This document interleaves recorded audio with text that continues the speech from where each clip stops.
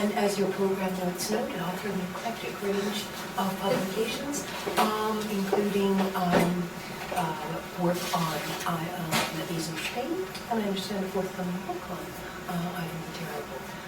Joan has changed the title of her topic, so I'll let her introduce that part of the presentation. Thank you. So this is a new project for me. I finally finished my other book on my second book on Ivan the Terrible, and I was very happy to see that this conference was taking place, and it's been great to learn about all this range of things that I thought about. And I also discovered that I have a ton to say about it. So I'm not even going to get around to the music of the landscape, which was my original topic, but I'm happy to talk about it if anyone wants to. But I'm going to, I'm going to talk about Eisenstein in the countryside, which I feel like there should be a joke, like Yin and Bolshe or something. But I haven't come up with it yet. I'm open to suggestions. Okay, good. So usually when you think, well, we're going back in time, first of all, way back in time, to a point in Soviet history when things were getting gayer, visualier. So back from the present. So usually when we think of Eisenstein, we don't really think about the countryside, right? We think about this very urban sort of cosmopolitan guy. But two of his really important films, these two sort of middle films, are set in the countryside. And you could even argue that Strike is really a provincial film too, because it seems to take place in a provincial town. But I'm not going to talk about Strike. So there was nothing at all intentional in Eisenstein's career about this choice of subject and location. He made The Old and the New, originally the general line, on commission between 1926 and 1929. And he made Bezhin Meadow in desperation between 1935 and 1937, when no one would hire him to make anything else, and no one else would touch this particular script. In both these films, the Russian countryside is beautifully filmed. The frame composition, the lighting are stunning. And there's a kind of freshness and openness, I think, a spaciousness to the depiction of the countryside, even in the kind of gloomy nighttime images, even in the images of people skulking about, even in images of villains, kulaks, murderers, and lazy good-for-nothings. So this capaciousness, the mise-en-scène, the lighting, as far as I'm concerned, have nothing to do with the bucolic or the pastoral or the Iowa sublime. But they're not myth-making films. Unlike his earlier revolutionary films, they're really not myth-making films. They're really both myth-skewering films, I think. So I'm happy to argue about this if people have other ideas. As I said, I'm really just getting started. Eisenstein's depiction of the countryside is really something else entirely, I think. He takes these ideologically orthodox narratives and turns them inside out. Neither film is invested in character or narrative, but both are rooted in his evolving ideas about the collision of disparate voices, in particular the collision of feeling and sensation on the one hand, and thinking and reasoning on the other. But often these collisions took surprising forms. So, for example, religion is portrayed in ways that both do and don't conform to ideological expectations. And I don't think anyone else has approached these films as provincial films or even as rural films. I could be wrong about that. But I think that this approach gives us some really interesting things to say about the possibilities for imagining rural Russia on film in 1926 and in 1936, thereabouts, and also about Eisenstein's work as a whole. And it's as a whole that I first started thinking about these two films. There are strong formal similarities between Bezhin Meadow and at least Eisenstein's description of what he was trying to do in Ivan Grozny.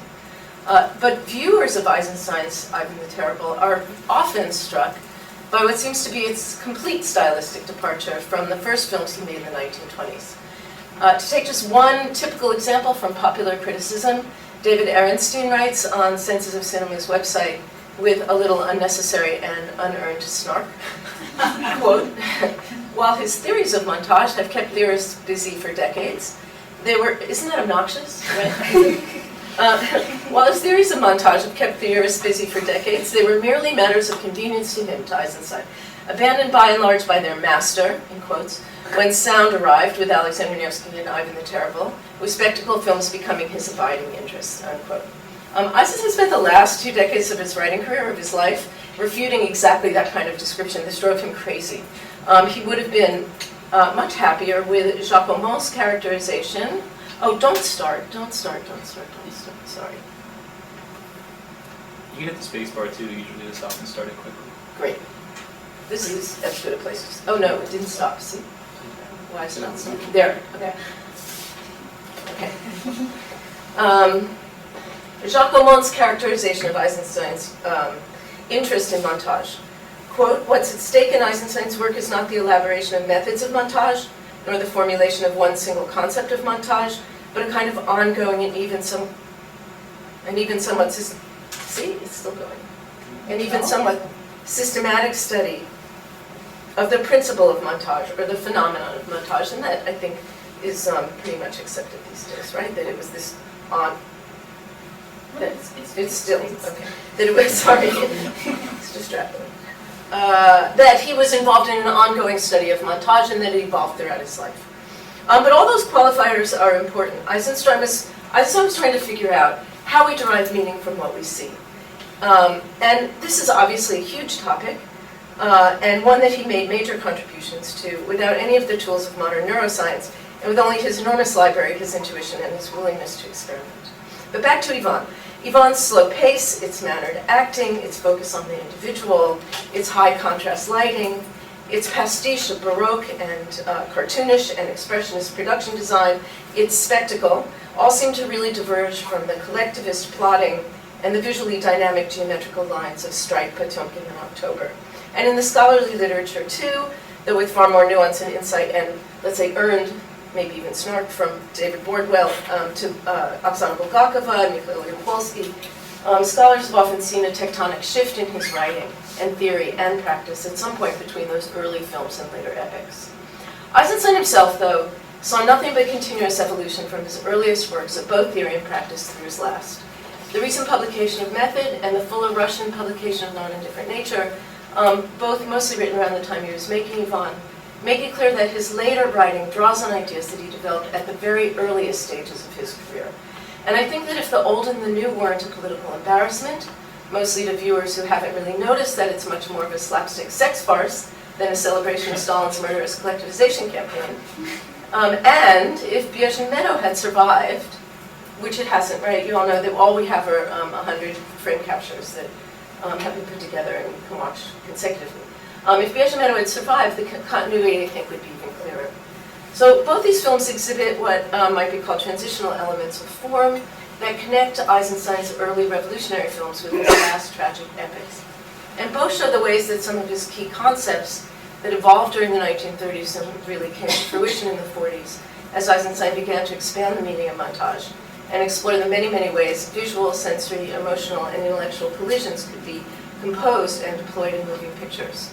Well, that was just a sentence fragment. That would also show the continuity between the early and the later films. So I'm going to talk about three different aspects of his work on these films. Some basic underlying ideas that were connected with peasants and rural life that shaped his theories about the production and perception of film art. And then one of the many possible thematic elements that connect these two films. I'm going to talk a little bit about religion, as you may have guessed. And then I'll talk about some elements of film form. So first of all, and actually mostly I'm going to concentrate on the sort of underlying ideas that, that motivate his interest in the Russian peasant. Again, a kind of odd thing, right? Why would Eisenstein be interested in Russian peasants? Well, he was, actually. So taking the sort of themes of Nancy's and Birgit's talks, Eisenstein saw the countryside neither as a repository of national morality or tradition, nor as a rubbish heap at the end of a road to nowhere, but as a site of immense creative energy. In 1926, when he shot The Old and the New, he was just beginning to explore ideas that would eventually preoccupy him for the rest of his career. And he found what he was looking for in the Russian peasantry. Eisenstein, like many artists of his generation, that's a different paragraph. Eisenstein was one of the artists for whom every new opportunity offered equal parts inspiration and depression. Stalin wanted a movie about the past and future in the countryside. He would find a way to make it work for him intellectually and creatively. The Russian peasants, as many of you probably know, were really difficult for Soviet ideologues because peasants should have been eradicated as a class long before the revolution took place, and for Soviet economists because Russian peasants didn't behave the way Marxism predicted. They were equally difficult for modernizing capitalist economies and ideologies because they remained stubbornly attached to many, but not all, aspects of their pre-modern, so-called quote-unquote pre-modern ways of life. But Eisenstein didn't see the peasantry and rural life in Marxist terms as something to be overcome, eradicated, or replaced with something modern. He believed that all pre-modern peoples, from civilized ancient Greeks to the 19th century rainforest indigenous peoples who were studied by 19th century ethnographers, he believed that all pre-modern peoples had special, and Russian peasants, had special access to a visceral, emotional, and direct physiological mode of being that rejected or at least circumvented word, text, and even reason.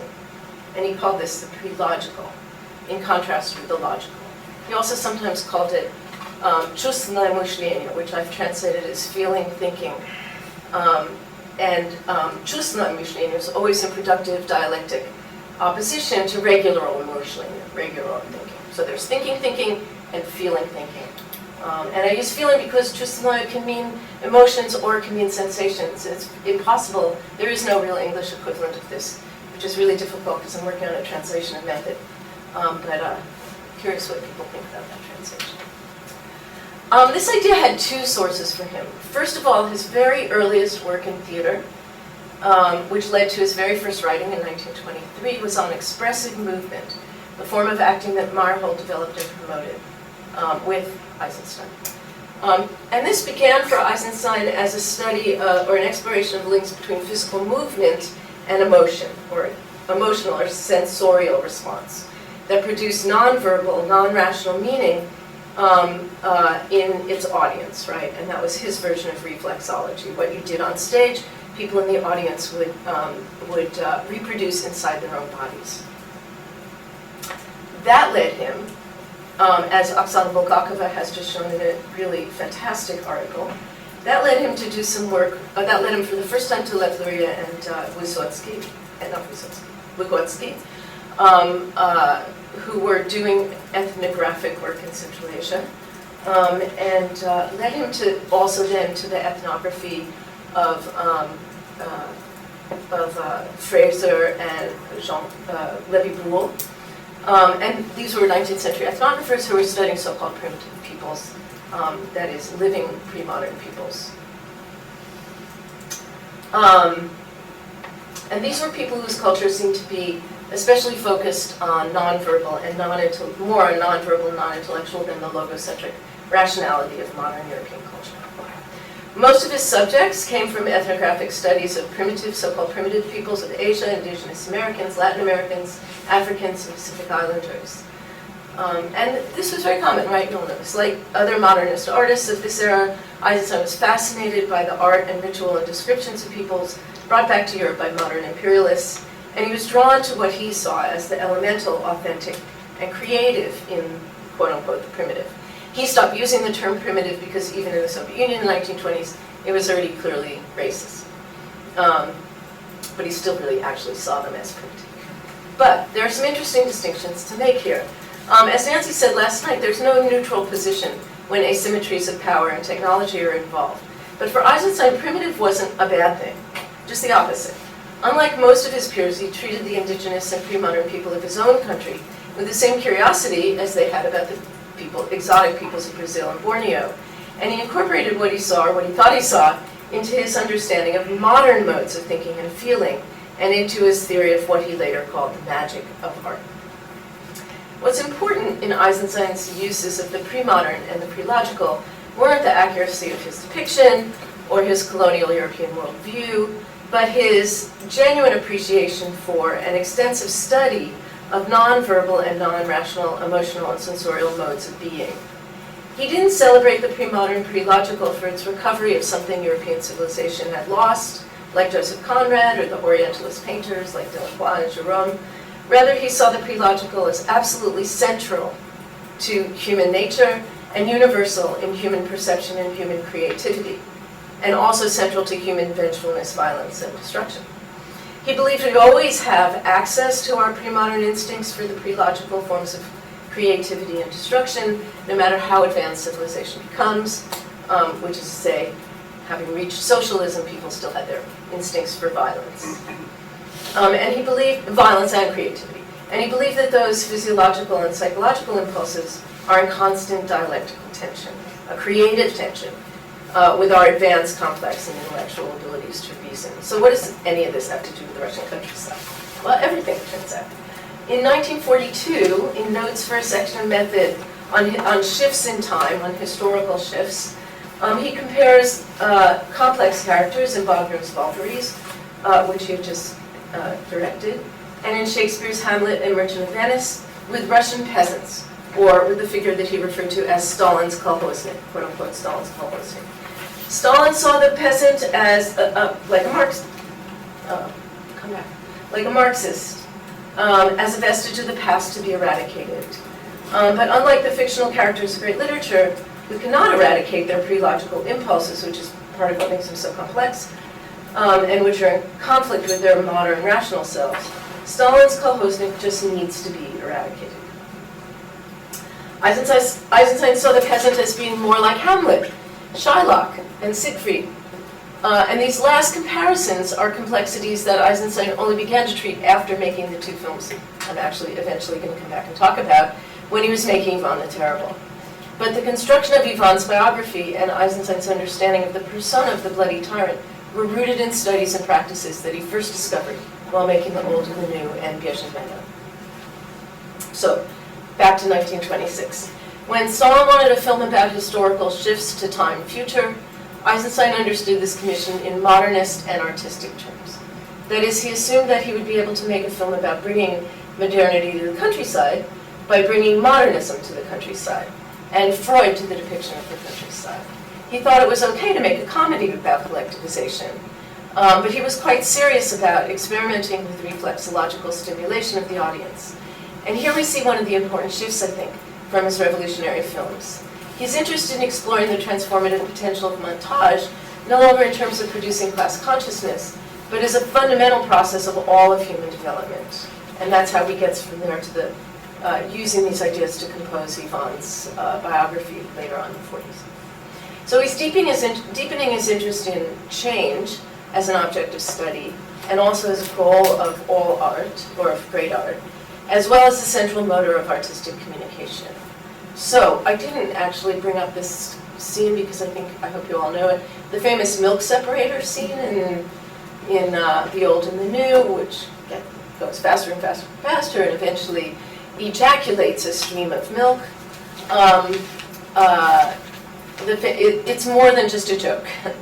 It's an experiment in composing a scene that depicts ecstasis, the ecstasy of long-awaited success, of playfully awaited orgasmic release, and of dialectical synthesis that provides a similarly ecstatic moment of transformation for the audience.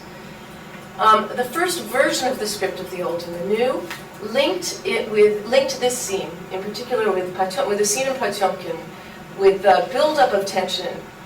So the buildup of tension and the release of the milk separator was linked with the sailors awaiting the confrontation with the squadron, which explodes in violence. In the later scripts, Eisenstein, Eisenstein had to take a break from The Old and the New to make October, and then he came back to The Old and the New in 1928. And it omits all the historical elements in the original script, but it retains the connection to Potemkin, not for political and historical reasons, as Vance Kepley argued, not to provide a link with revolutionary history, but because Eisenstein's primary interest now is in producing that process of delay and gratification that creates ecstasis, whether it's orgasmic or spiritual or transcendent. In this sense, the assigned Soviet narrative of transforming the countryside, of making peasants modern, a kind of proto-socialist realist narrative, with obstacles to be overcome in order to exhibit the hero's suitably Soviet credentials, is reinterpreted in sexual terms. And that's partly because in the mid-1920s, Eisenstein was still very much under the sway of Freud, who's mentioned often in his diaries, and provides a structure for thinking about the evolution of self in the world. By the mid-1930s, after a decade of increasing violence at home and threatening violence from abroad, and the inflammatory mix of sex and violence that he found in his year in Mexico, Eisenstein found Freud passé. He rejected Freud's valorization of sex as the primary drive, and although he had read Beyond the Pleasure Principle, Eisenstein pretended that he wasn't borrowing from it and repudiated Freud's explanations for violence.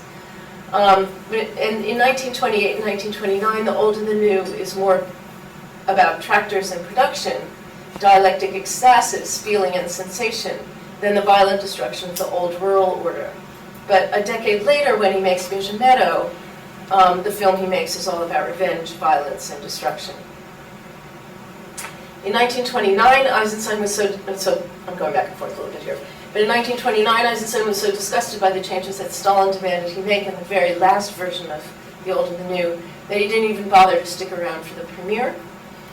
His trip abroad was already in the works, and he was eager to get to Europe and eventually the United States. His eventual year-long stay in Mexico furthered his interest in the interplay between past and present, and all the issues that he'd been exploring about the pre-logical, sex and violence, ecstasis, and so on. Then he came home to a vastly changed Soviet Union. You all know that story. After years of attacks and disappointments, he agreed in 1935 to make a film based on the infamous story of Pavlik Morozov, the little boy who denounced his father and then was killed for it by the villagers and his other relatives. And this is the film that became Bezhin, Meadow. There are lots of interesting things to say about the history and politics and fate of this film. It wasn't just banned. In 1937, at the height of the Stalinist terror, it itself became a banning spectacle, a Stalinist festival of subjugation, a festival of the repressed. It nearly cost Eisenstein his life, and in an ironic, tragic twist of fate, it did cost his tormentor, who denounced Eisenstein in his film Boris Shumatsky, his life. But that story has been told and is for another day. I want to talk about the transitions in Eisenstein's artistic career by looking first at the depiction of religion in this film, comparing it with The Old and the New, and then at the visual formal depiction of peasants in the countryside. So religion is always a tricky issue for Eisenstein, so really in every one of his films, which is really interesting. And of course, it's been treated by other people, but I think there's still a lot to say about it. He was drawn to the visual spectacle of religious practices, but he had absolutely no patience for organized religion, and religious leaders are always portrayed as fanatics and hypocrites at best. But what about peasant religion? In The Old and the New, Eisenstein describes the scene of the peasant icon procession as descending from the heights of the Golden Cross above the church into groveling. And actually, this is one of his examples in his montage essays in the 1930s of his new ideas about montage. I don't really have time to talk about that, I think. Or I may be coming back to it, I forget. So, Old and the New in 1920s, the peasant religion is still portrayed as basically the opiate of the people. But then when he gets to Bezhin, Meadow, something interesting happens. There's a passage in On Indifferent Nature where he talks about religious ecstasy, kind of spiritual transcendence. And he basically says, I'm paraphrasing here, he says, so one person has a spiritual experience and he calls it religion, and after that churches basically had a monopoly on spiritual transcendence and ecstasy. But why should they? Because really, the same physiological things happen. The same, that kind of ecstasy comes about as the result of the same kind of sort of intensification of feeling, and it has the same result of opening yourself up to new sensory and emotional experiences that change you in some way. So why should we have to call this religion? It can be a lot of different other things, and I think that's what he's saying in Bezhin, Meadow. I'm going to read about it a little bit, and then I'll show you the scene. So the peasants in Bezhin, Meadow dismantle a church, and I could see how this would genuinely offend a truly religious person, but for the rest of us, the desacralization is truly liberating. Icon frames and crowns are removed, but they're not immediately destroyed. And while the peasants are laughing at them, they're also appropriating the sacred for their own everyday life. And I think this is an appropriation for kind of secular transcendence of the kind that comes about as a result of the dialectic. There are no priests, there is no institutional power, there's just the spirit and the ecstasy. And this is what Eisenstein meant by rejecting the church's monopoly on spirituality and transcendence. I actually would like to try and go back to this, because he has a sense where he says that this scene in The Old and the New is prepared by the way the camera moves in depicting this church. Go back. Oh, you have to go back one little bit more.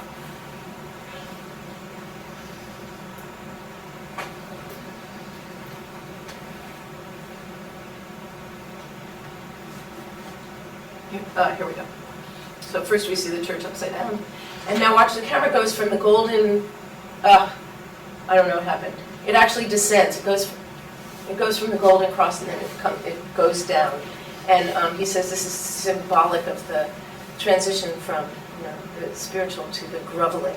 So we'll see some groveling in a minute. So first we see these old people looking up at the church things, all happy because they... Oh no, this is the old and the new. I mean, this is Bezhin Meadow. Okay, I went backwards. So you'll see in a second a kind of hybridization. See, here we go. This is the appropriation that I'm talking about. And look at these happy people. This is liberating, this is joyful. And looking up again now. Angelic. These are peasant angels, peasant icons. This is the portal to the ecstasis. Okay, that's good. Let me go back now. Do I go to escape to get the other ones? Yes. I have two, yeah, that's the next one. So here we are going to see the camera swing down from the golden cross, which we didn't see in the other one, right? Here we go. From the heights to the depth.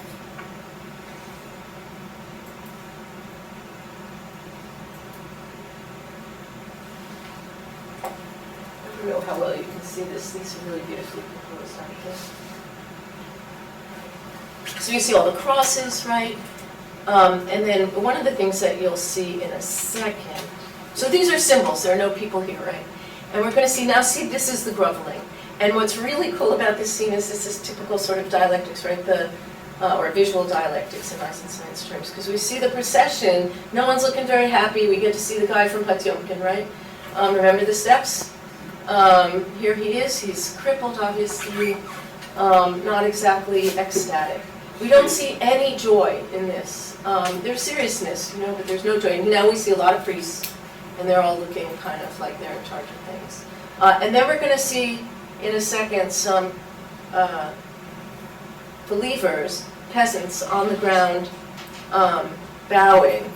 And the procession goes over them in the other direction. So we get a sense of history going in two different directions, right? So here we go, they're singing, but boy, they don't look joyful, do they?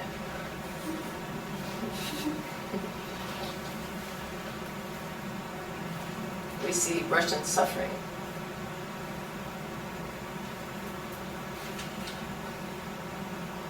More priests.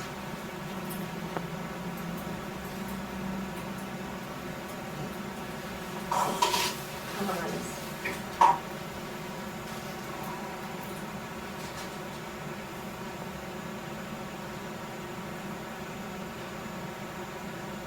It does get repetitive, doesn't it? Let's see if I can find it. Here we go.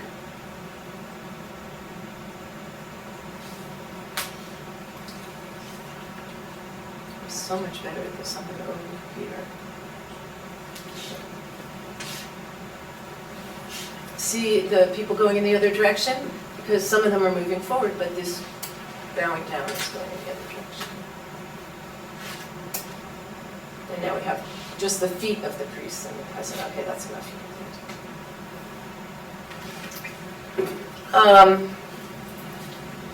So that went backwards, but I really wanted to end with the sort of secular ecstasy, right? Secular transcendence.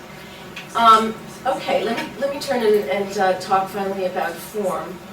Two moves can be singled out here, both of which reappear in more complex forms in Ivan Grozny, and on paper then in his last theoretical works method, and not last, but his last sort of finished books method, and non-indifferent nature. And both of these moves Eisenstein associated with the pre-logical, with that chustno, and the pre-modern as embodied in the Russian peasant. First, in the old and the new, montage for the first time becomes overtonal and polyphonic.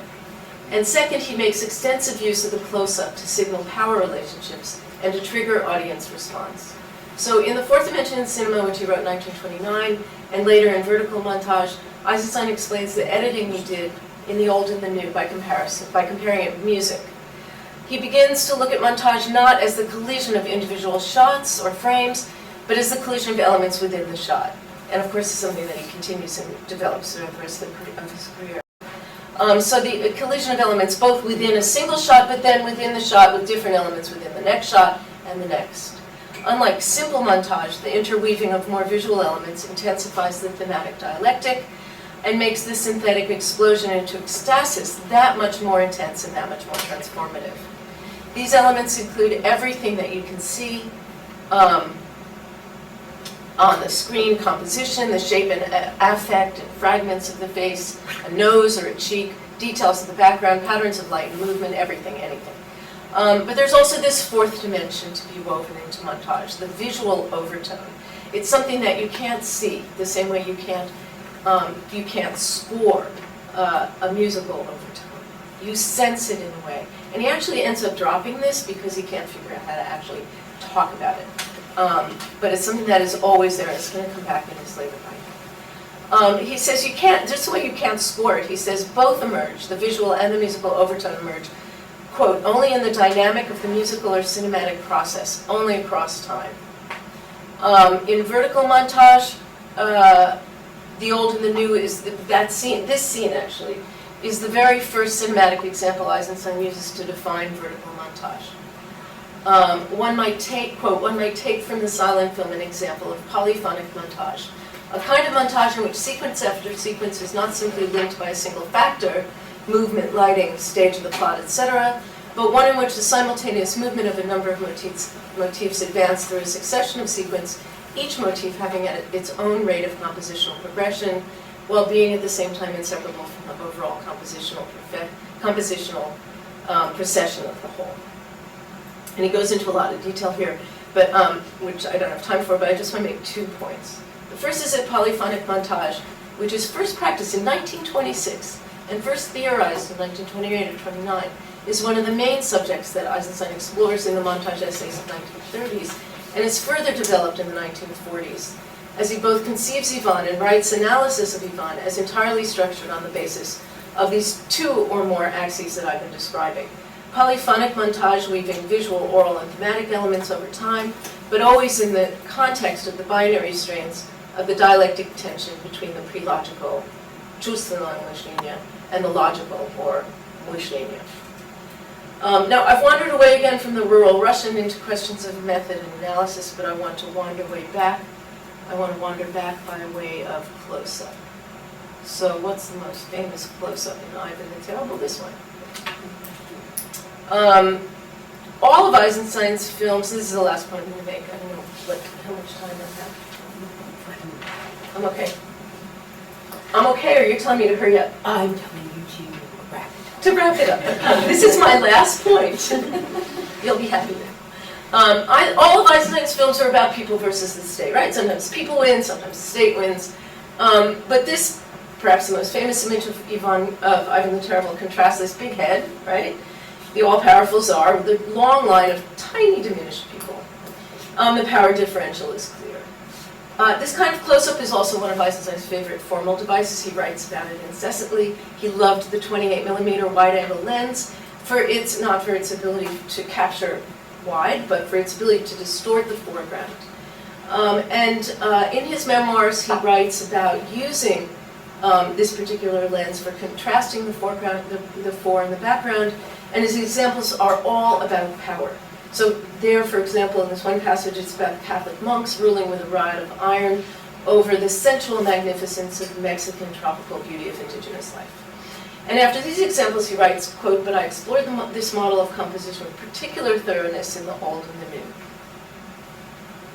So this is the last thing I'll show you. So here we go. And again, it's all about power. These are the people we don't like are explored this way. Right? Truly grotesque. He uses it to make it grotesque.